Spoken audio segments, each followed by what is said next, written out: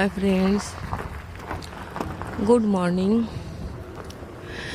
এখন যে গাছটা দেখতে পাচ্ছেন এটা একটা বয়রা গাছ। ওরা দুজনে কাপেল।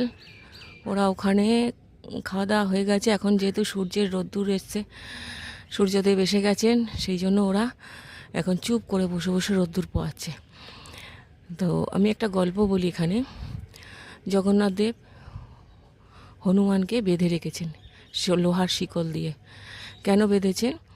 তখন পুরীতে সমুদ্রদেব কি করতেন, জগন্নাথ দেবের মন্দির স্থাপিত হওয়ার পরে সমুদ্রদেব হঠাৎই প্রবেশ করে যেতেন, গিয়ে পুরো গ্রাম ভাসিয়ে দিতেন, একদম মন্দির টন্দির সব ডুবিয়ে দিতেন।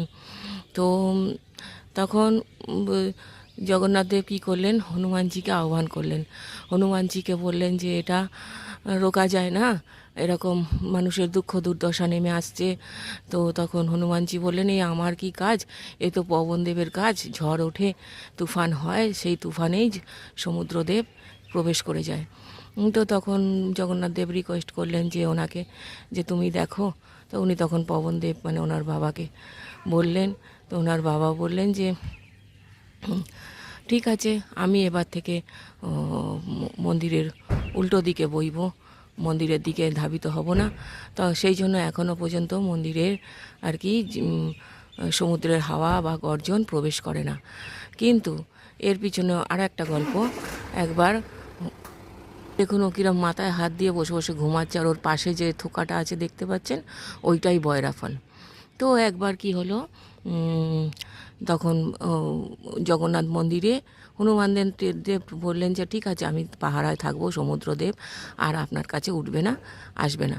তো ঠিক আছে, হনুমান পাহারা দিয়ে জগন্নাথ মন্দিরে একবার মানে রাম সংকীর্তন চলছে, হরিনাম সংকীর্তন। তো হনুমান দেব তো আর থাকতে পারেনি, গাছের ডালটা ধরে বসে বসে ঘুমাচ্ছে, থাকতে পারেননি। তখন উনি তখন কি করবেন, মন্দিরে প্রবেশ করে গেছেন যে রামায়ণ শুনতে। যেই না রামচরিত মানস শুনতে শুনতে উনি এত মশগুল হয়ে গেছেন, বিভোর হয়ে গেছেন আর কি। তো তখন অমনি সঙ্গে সঙ্গে সমুদ্রদেব তুফান ছড়িয়ে প্রবেশ করে গেছেন এবং মন্দির সব চত্বর ডুবিয়ে দিয়েছেন, অনেক হানি করেছেন। তখন জগন্নাথ দেব বললেন, তোকে যে পাহারায় থাকতে বললাম, তোমাকে যে পাহারায় থাকতে বললাম। তখন বললেন, কি করব প্রভু, এখানে রামচরিত মানস চলছে, তাই চলে এসেছি, ঠিক আছে আর কোনো দিন হবে না। তখন জগন্নাথ দেব কী করলেন, ওনাকে গিয়ে বললেন, ঠিক আছে তুই তো এরকম হবে না বলছিস, আবার করতে পারিস। তা ঠিক আছে, তোকে আমি আজকে থেকে শিকল দিয়ে বেঁধে রাখলাম। এই জন্য পুরীতে এখনও পর্যন্ত হনুমানজি শিকল দিয়ে বাঁধা আছে। Thank you for watching.